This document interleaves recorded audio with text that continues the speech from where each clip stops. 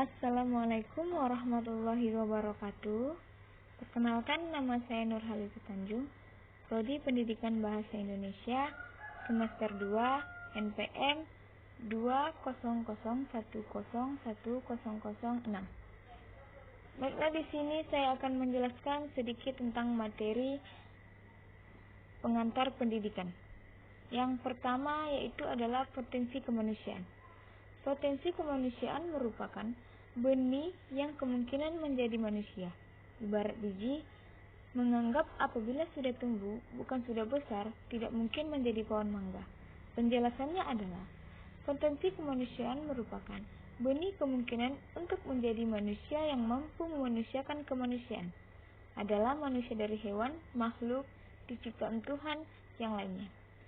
Manusia diciptakan oleh Tuhan dengan dikaruniai berbagai dimensi hakikat yang melekat pada dirinya.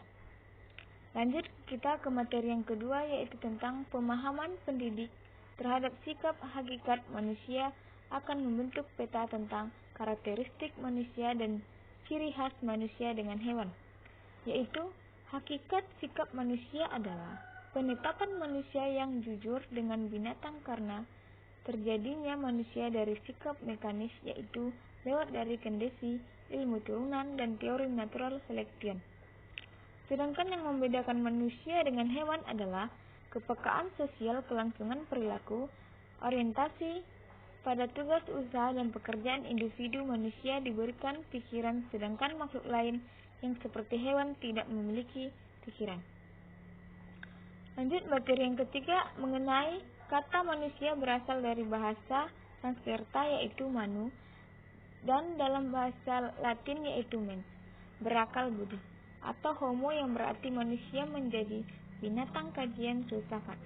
Manusia atau orang dapat diartikan berbeda-beda dari segi biologis. Istilah kebudayaan secara campuran. Secara biologis, manusia diklasifikasikan sebagai Homo sapiens, 11 spesies primitif.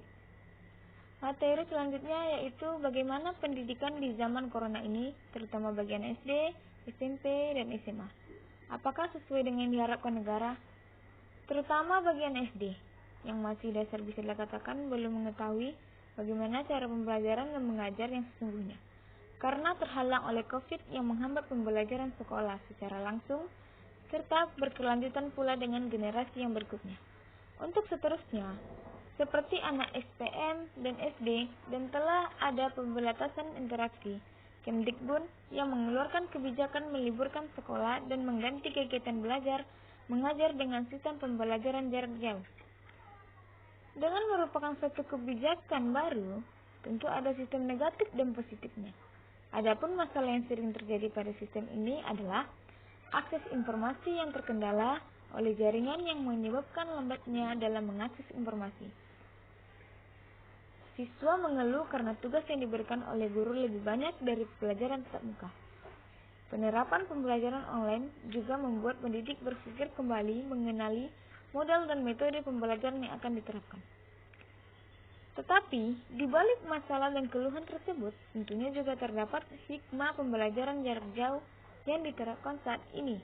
Walaupun pendidikan di Indonesia ikut terdampak adalah pandemi COVID-19, ini tetap di sistem pendidikan yang ada saat ini pada masa pandemik sudah hampir sepenuhnya sesuai dengan yang diharapkan pemerintah negara dengan melaksanakan protokol kesehatan dan mematuhinya. Beralih kita ke materi yang berikutnya, yaitu adalah wujud sifat manusia yang tidak dimiliki oleh hewan dan kemudian oleh faham. Eksistensialisme dalam pembenahi konsep pendidikan. Kemampuan menyadari diri, manusia menyadari bahwa dirinya memiliki ciri khas atau karakteristik diri. Hal ini menyebabkan manusia dapat membedakan dirinya dengan orang lain atau hewan di sekitarnya.